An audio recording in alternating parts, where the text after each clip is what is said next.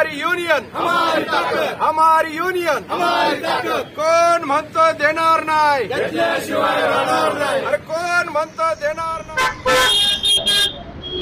आज तमाम महाराष्ट्राचे मार्ग परिवहन महामंडळाचे ग्राहक कर्मचारी संपूर्ण राज्यामध्ये विभागीय कार्यालयासमोर आमरण उपोषणासाठी बसले आहेत. 2016 ते 20 पर्यंतचा करार केलेला नाही. 2016 ते 20च्या करार तत्कालीन परिवहन मंत्र्यांनी 4,849 कोटी मान्य केले होते देण्याचे, त्यातले अर्धीच रक्कम दिली. 2800 कोटी जवळजवळ रुपये त्यातले शिल्लक आहे. एवढी आमची रास्त मागणी मान्य केलेली पण देत नाही.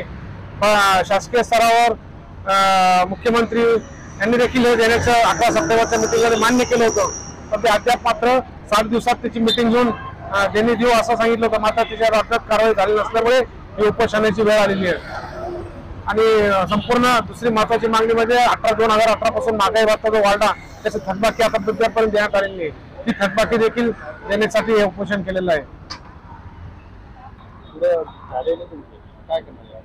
हे आमरण उपोषण असंच उभं राहणार आहे. आणि जर विभागीय पातळीवर जर नाही मिळाला प्रशासनाकडनं शासनाकडनं तर निश्चितच हे डेपो पातळीवर महाराष्ट्रातील 248 डेपोमध्ये आंदोलन पुढे सुरू होईल. एसटी कामगार संघटनेकडून 11 सप्टेंबर 2023 रोजी जे याच्या अगोदर उपोषणाची नोटीस दिली होती, त्या संदर्भात शासन स्तरावर एक बैठक झाली. त्यामध्ये एसटी कामगार संघटनेच्या सर्व मागण्या मान्य करत लेखी आश्वासन दिलेलं होतं की 60 दिवसाच्या सर्व आपल्या आर्थिक मागण्या पूर्ण केल्या जातील. परंतु त्या धायफळ पॉवर कमिटी नेमलेली असताना सुद्धा त्यांचं आजपर्यंत शासनाकडून कुठल्याही प्रकारची कामगार संदर्भात दखल घेतली गेलेली नाही. त्यामुळे 1 जानेवारी 2024 रोजी एसटी कामगार संघटनेने परत एकदा उपोषणाची नोटीस दिली. त्या अनुषंगाने 13 फेब्रुवारी 2023 पासून संपूर्ण महाराष्ट्रभर विभागीय कार्यालयासमोर मोठ्या प्रमाणामध्ये आमरण उपोषण चालू झाले आहे. सर्वत्र कर्मचारी जोपर्यंत ही मागणी पूर्ण होत नाही, 4,849 पैकीची उर्वरित रक्कम ही कर्मचाऱ्यांना तातडीने देण्यात यावी. तसेच 7व्या वेतन आयोगाप्रमाणे राज्य सरकारप्रमाणे एसटी कर्मचाऱ्यांना वेतनावर देण्यात यावी. तसेच शासकीय सेवानिवृत्त कर्मचाऱ्यांची अंतिम देयके सुद्धा तातडीने देण्यात यावी. मोफत पास तातडीने देण्यात यावा.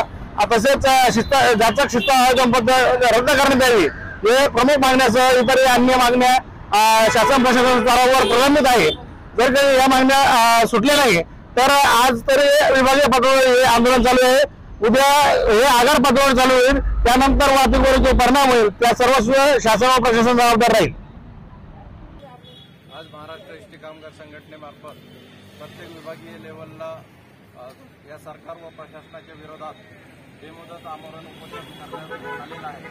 त्याचं मुख्य कारण असं आहे की आमच्या एसटी कर्मचाऱ्यांची ज्या मागण्या आहेत, कोणतंही सरकार असो किंवा प्रशासन असो, आमच्या मागण्याकडे मुद्दामून डोळे झाक करून त्याकडे दुर्लक्ष केले जाते. तरी सरकारचं लक्ष वेधण्यासाठी व ते प्रश्न कायमस्वरूपी मार्गी लावण्यासाठी हे आजचं आमरण उपोषण आहे. जर सरकार व प्रशासनाने या उपोषणाची गंभीर दखल न घेतल्यास हे आंदोलन अजून आगार पातळीवर तीव्र करण्यात येईल व गेल्या मागील काही दिवसात मोठमोठे आंदोलन संपत झाले, परंतु त्यातूनही सरकारने आणि प्रशासनाने कोणताही बोध न घेता एसटी कर्मचाऱ्यांच्या मागण्याकडे पूर्णतः दुर्लक्ष केलेलं आहे.